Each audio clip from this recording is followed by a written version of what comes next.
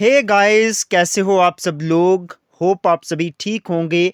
तो जैसा कि आप सभी जानते हैं, हमने एक लेक्चर सीरीज स्टार्ट करके रखी हुई थी मॉडर्न इंडिया पे।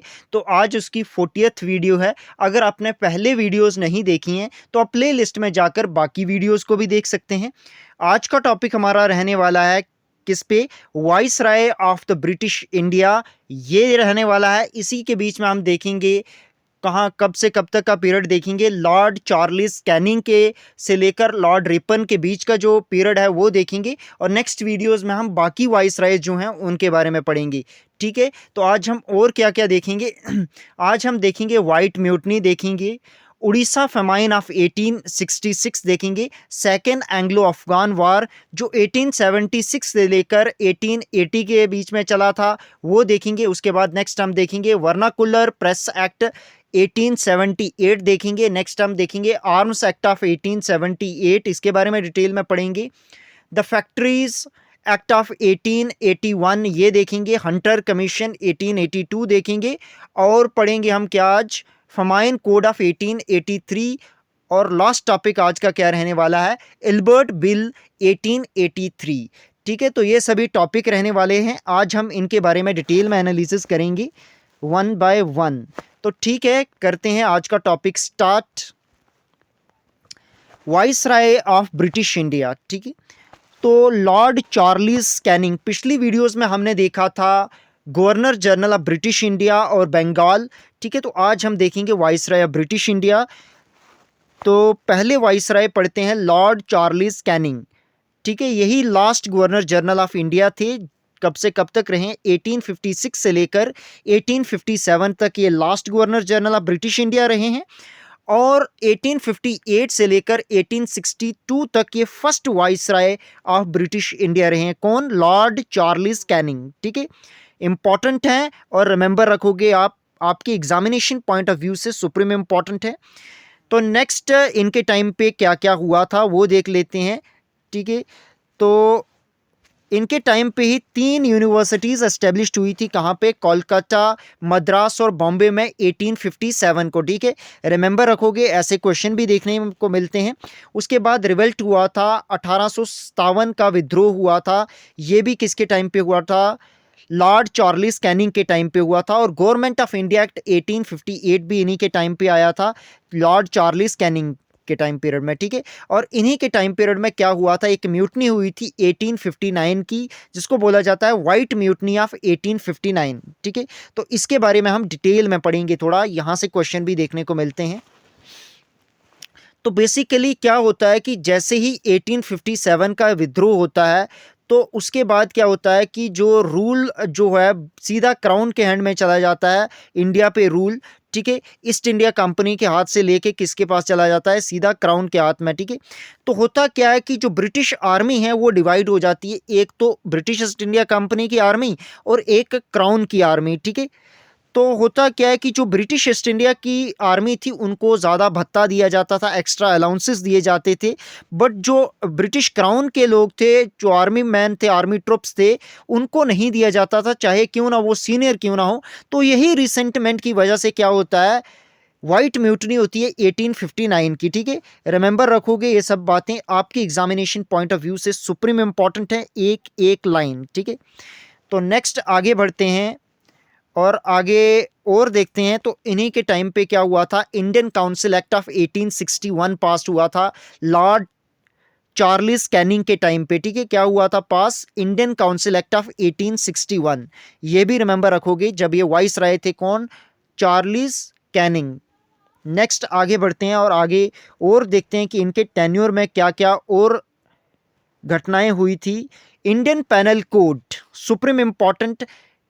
फर्स्ट लॉ कमीशन अपॉइंट हुआ था, किसके चेयरमैन कौन थे इसके, थॉमस मैकुले थे 1934 को। बट ये कम इनटू इफेक्ट या कम इनटू फोर्स कब आया था, इंडियन पैनल कोड बना तो 1935 में था, बट इफेक्टिव कब से हुआ था, जनवरी 1 1862। जब कौन थे, तब वाइसराय इंडिया के चार्ल्स कैनिंग थे। ठीक है, ये भी रिमेंबर रखोगे। और आफ्टर इंडिपेंडेंस क्या होता है कि गवर्नमेंट इसी को, इंडियन पैनल कोड आज भी चल रहा है। ठीक है, तो नेक्स्ट आगे बढ़ते हैं, और इंडियन सिविल सर्विस एक्ट भी पास किया था इन्हीं के टाइम पे 1861 को, ठीक है। उसके बाद आर्कोलॉजिकल सर्वे ऑफ इंडिया ये फाउंड हुआ था 1861 को। किसने, फाउंडर कौन थे, अलेक्जेंडर कनिंघम, ये फाउंडर थे। तो किसके टाइम पे हुआ था ये, चार्ल्स कैनिंग के टाइम पे ही आर्कोलॉजिकल सर्वे ऑफ इंडिया भी फाउंड हुआ था, ठीक है। ये भी रिमेंबर रखोगे, 3 हाई कोर्ट भी इन्हीं के टाइम पे जो हैं एस्टेब्लिश्ड हुए थे।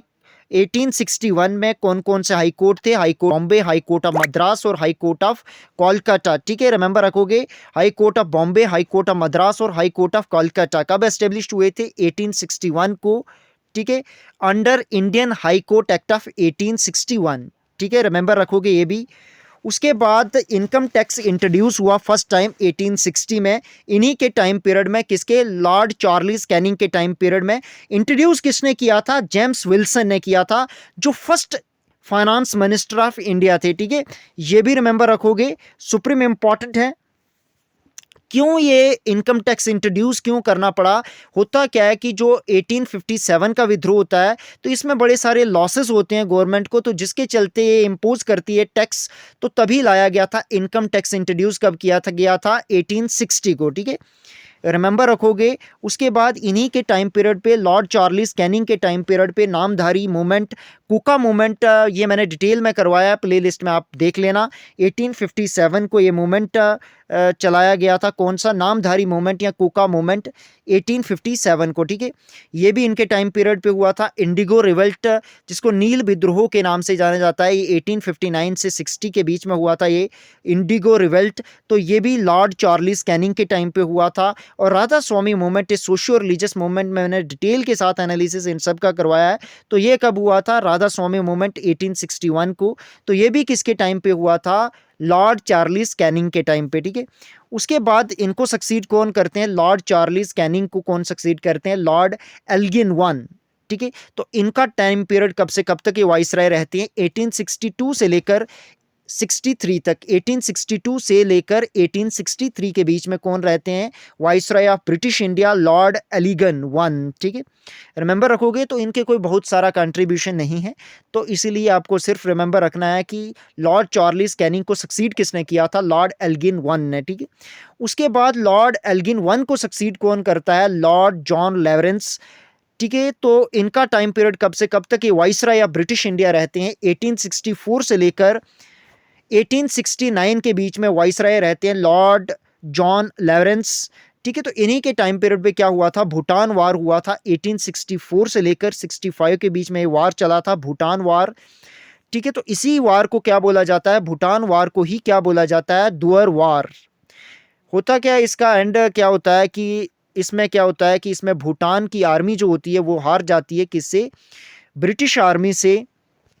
उसके बाद एक पीस रिजल्ट क्या होता है, एक पीस ट्रीटी साइन होती है, जिसके साथ क्या होता है कि भूटान वार एंड हो जाता है। तो उस ट्रीटी का नाम क्या था, ये इंपॉर्टेंट ट्रीटी भी है, यहाँ से भी क्वेश्चन देखने को मिलते हैं। तो उस ट्रीटी का नाम था treaty of Sinchula, supreme important treaty है। ट्रीटी ऑफ सिंचुला कब हुई थी, ये 11 नवंबर 1865 को ये ट्रीटी हुई थी, ट्रीटी ऑफ सिंचुला।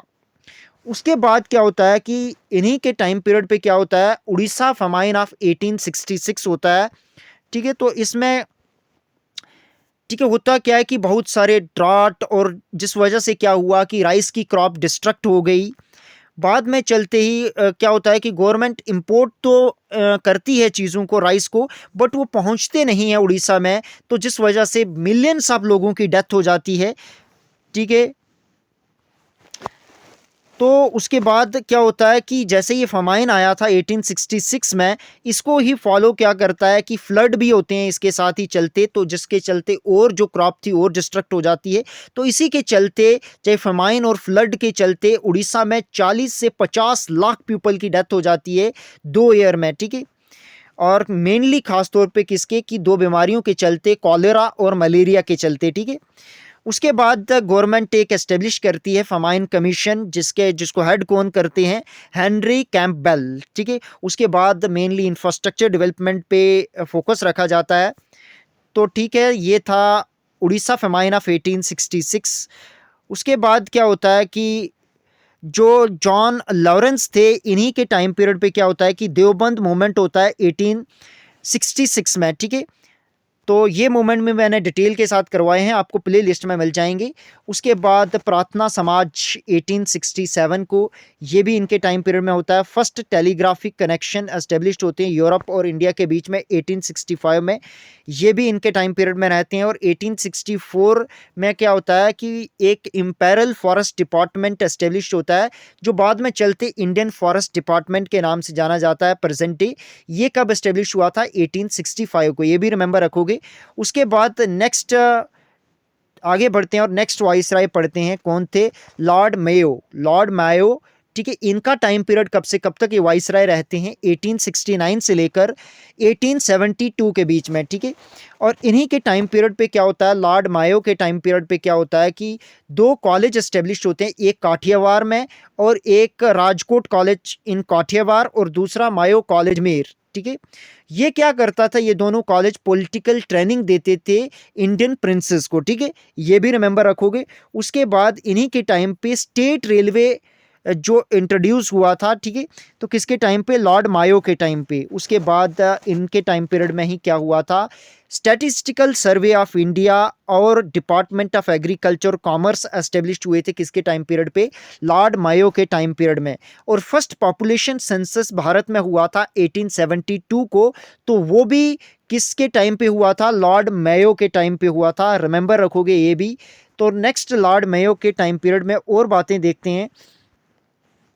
तो ये ही ओनली वाइसराय थे, केवल एक ही वाइसराय थे जिनका ऑफिस में मर्डर कर दिया गया था, किसके द्वारा?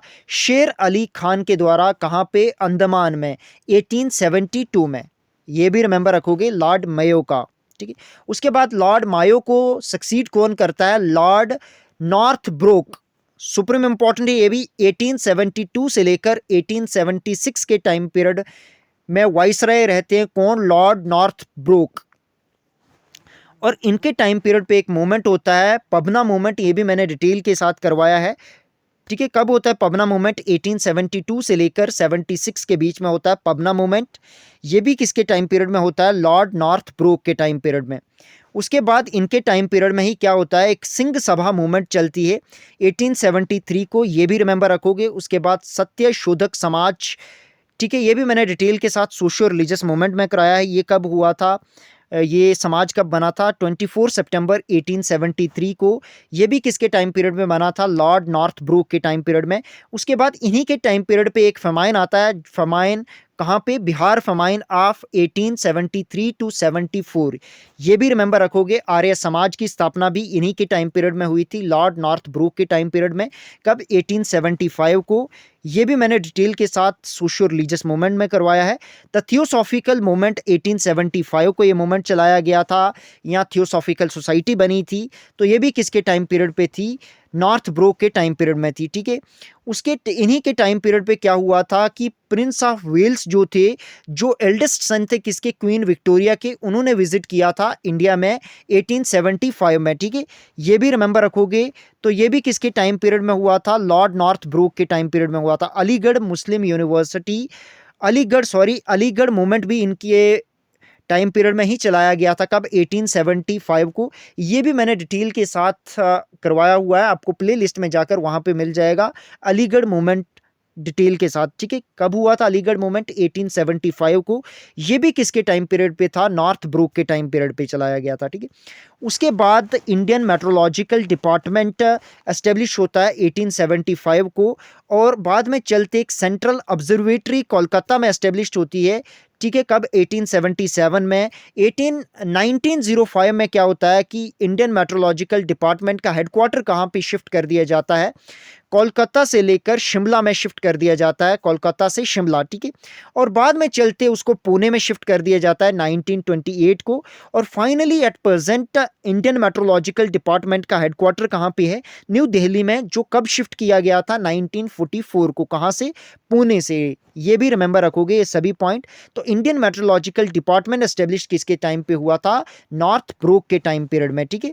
उसके बाद नेक्स्ट पढ़ते हैं, तो इन्हीं के टाइम पीरियड में अबॉलिशन ऑफ इनकम टैक्स को अबॉलिश कर दिया गया था नॉर्थ ब्रोक के टाइम पीरियड में, ठीक है, ये भी रिमेंबर रखोगे। उसके बाद इनको सक्सीड किसने किया था, नॉर्थ ब्रोक को सक्सीड किसने किया था, लॉर्ड लिंटन ने इनको सक्सीड किया था। किसको, नॉर्थ ब्रोक को सक्सीड किया था लॉर्ड लिंटन ने। और ये वाइसराय कब से कब तक रहते हैं इंडिया के, 1876 से लेकर 1880 तक ये रहते हैं वाइसराय। कौन, लॉर्ड लिंटन। इन्हीं के टाइम पीरियड में क्वीन विक्टोरिया को एक टाइटल दिया गया था एम्परेस ऑफ इंडिया या केसरे हिंद का टाइटल। कब, 1 मई 1876 को, थ्रू अंडर किसके, रॉयल टाइटल एक्ट 1876।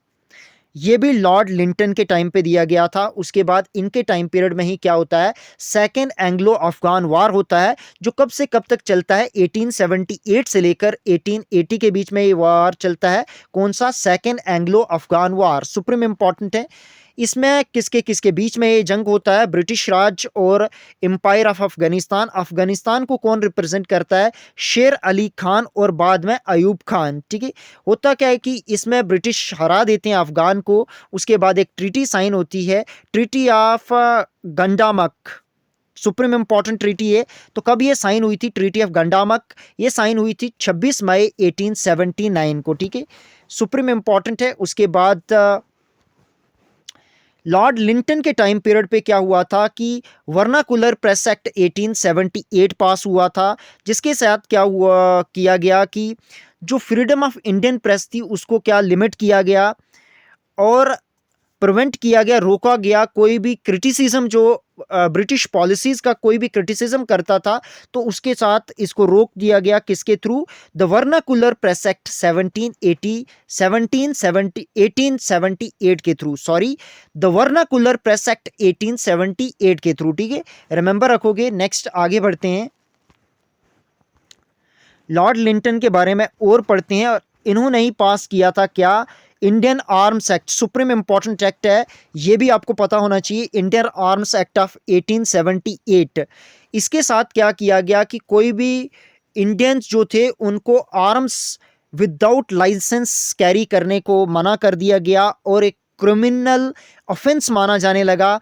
और ये जो भी इंडियन आर्म्स एक्ट था ये अप्लाई नहीं होता था, ब्रिटिश के लिए नहीं था।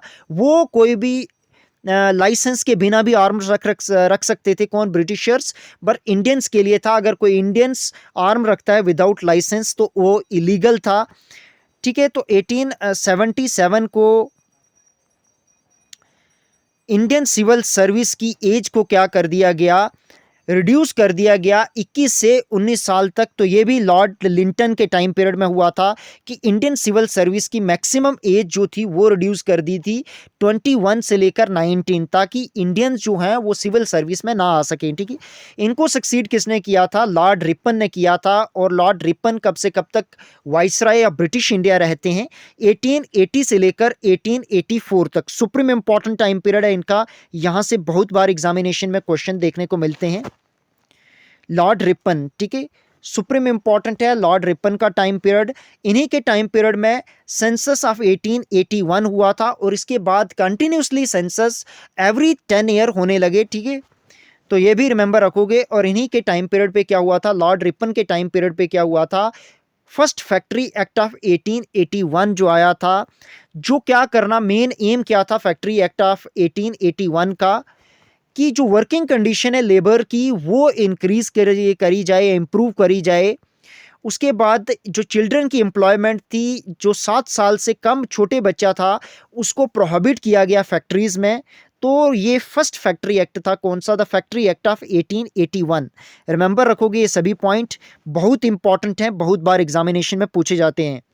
उसके बाद वर्नाकुलर प्रेस एक्ट रिपेल्ड कर दिया गया था लॉर्ड रिपन के द्वारा 1881 को, ये भी रिमेंबर रखोगे, स्टेटमेंट वाइज क्वेश्चन आते हैं तो ये सभी पॉइंट आपके लिए बहुत इंपॉर्टेंट हो जाते हैं। इन्होंने ही फॉर्मुलेट किया था लोकल सेल्फ गवर्नमेंट को, कब, 1882 को, और फाउंडेशन रखी थी रिप्रेजेंटेटिव इंस्टीट्यूशन ऑफ इंडिया की, ठीक है। और इसी के साथ लोकल सेल्फ गवर्नमेंट के थ्रू ही इन्होंने डेवलप किए थे म्युनिसिपल इंस्टीट्यूशंस, ठीक है, जो एट प्रेजेंट भी आपको देखने को मिलते हैं सिटीज़ में। और इसी की वजह से इनको father of local self government बोला जाता है इंडिया में, कि father of local self government in India कौन थे? लॉर्ड रिपन थे, और इन्हीं को बोला जाता है गुड वाइसराय ऑफ इंडिया, ठीक है। ये भी रिमेंबर रखोगे दोनों पॉइंट आप, ठीक है। और इन्हीं के टाइम पीरियड पे क्या आया था? हंटर कमीशन 1882 को, सुप्रीम इंपॉर्टेंट है 1882 का हंटर कमीशन। तो क्या था ये हंटर कमीशन ऑफ 1882? इसको हेड किया था किसने? विलियम विल्सन हंटर ने, जो इंडियन सिविल सर्विस ऑफिसर थे और मेंबर थे लॉर्ड रिपन के एग्जीक्यूटिव काउंसिल के, ठीक है। तो इसीलिए इसका नाम, इस कमीशन का नाम भी क्या पड़ा? हंटर कमीशन, ठीक है। और इसमें कितने मेंबर थे हंटर कमीशन में? 20 मेंबर थे, 21 मेंबर थे, 20 मेंबर और एक कौन थे? चेयरमैन।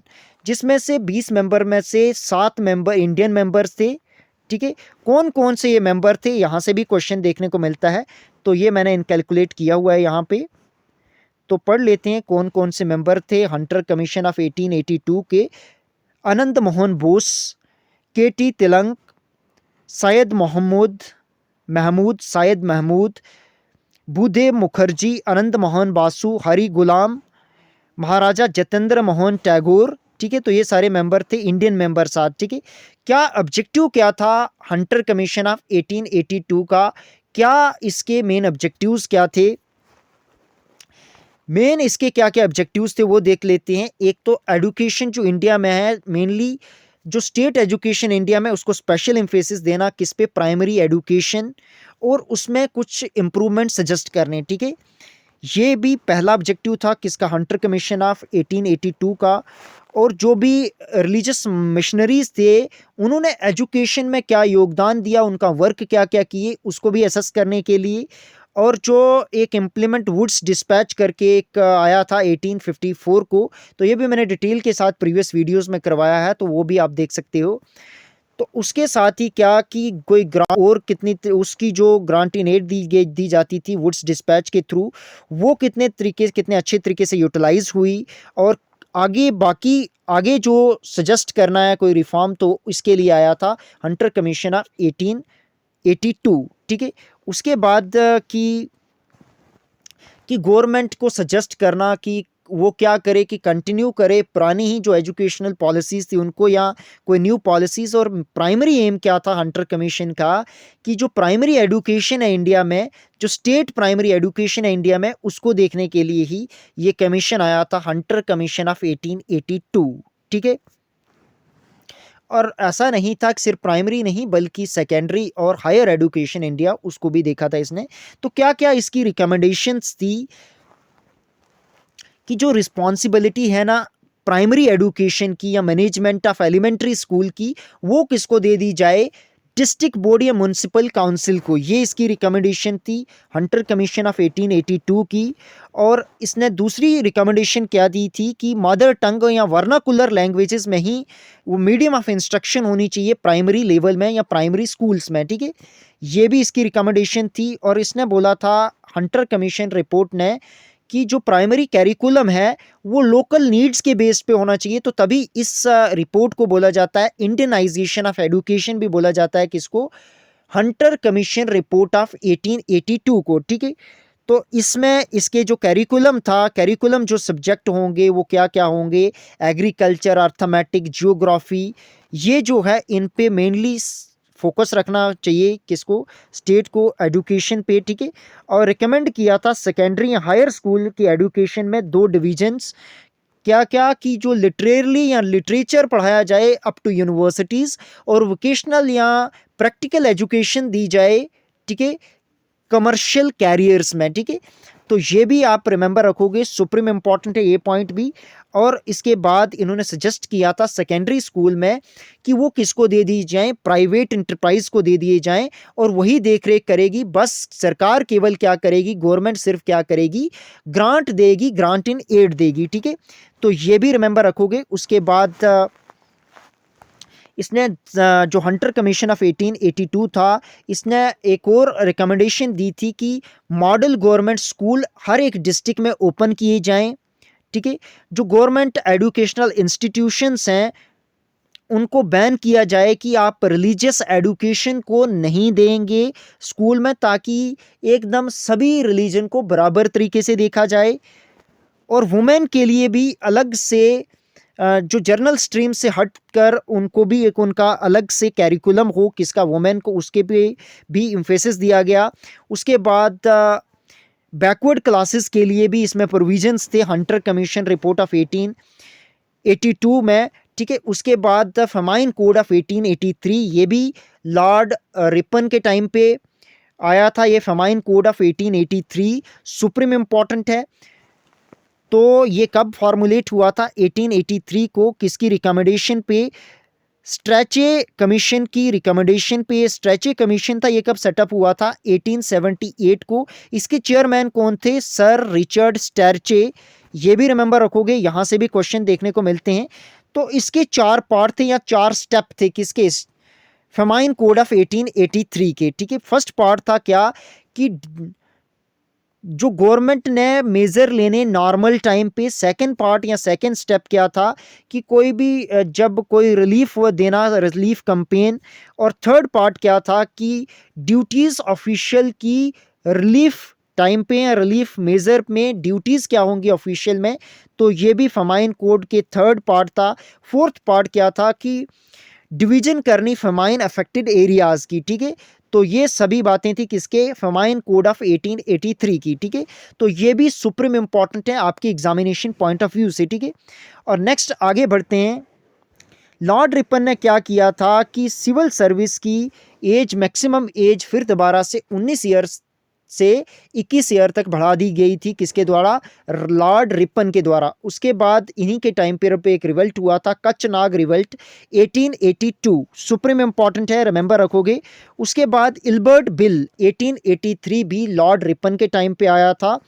ये इंट्रोड्यूस कब हुआ था? 1883 में इंट्रोड्यूस किया था। किसके द्वारा? सर कोर्ट ने इल्बर्ट के द्वारा। तो जिसकी वजह से इसका नाम क्या रखा गया? इल्बर्ट बिल, ठीक है। तो ये जो कोर्ट ने इल्बर्ट थे, ये क्या थे? गवर्नर जनरल के एग्जीक्यूटिव काउंसिल के मेंबर थे। लॉर्ड रिपन के एग्जीक्यूटिव काउंसिल के मेंबर थे, ठीक है। उसके बाद इस बिल के इंट्रोड्यूस होने से पहले क्या जो ब्रिटिश सब्जेक्ट थे, ब्रिटिश लोग जो थे, 1873 से लेकर 1883 तक क्या होता था कि जो इंडियन मैजिस्ट्रेट, इंडियन जज था, वो उनकी ट्रायल नहीं कर सकते थे। तो बाद में क्या होता है कि 1883 में एल्बर्ट बिल आता है, ठीक है। तो इसके तहत क्या कि अब ब्रिटिश और यूरोपियन के जो भी केसेस होंगे वो इंडियन जज ट्रायल उनकी कर सकता है, ठीक है। इसके लिए ही बड़े सारे एजिटेशन हुए, कंट्रोवर्सी चली, ठीक है, ब्रिटिश कम्युनिटी में या यूरोपियन कम्युनिटी में। क्योंकि उनका मानना था कि ये उनकी ह्यूमिलेशन है, किसकी? यूरोपियन की। क्योंकि उनका डिसीजन, कोई भी उनका ट्रायल अगर इंडियन जज करता है तो क्या होता है कि यूरोपियन जज और इंडियन जज इक्वल हो गए। जो यूरोपियन कम्युनिटी थी वो ऐसा नहीं चाहते थे। तो जिसके चलते कि बहुत कंट्रोवर्सी होती है और बाद में चलते 1884 को कुछ कॉम्प्रोमाइज स्टेट में ये बिल, जो इल्बर्ट बिल था, वो फाइनली पास हो जाता है।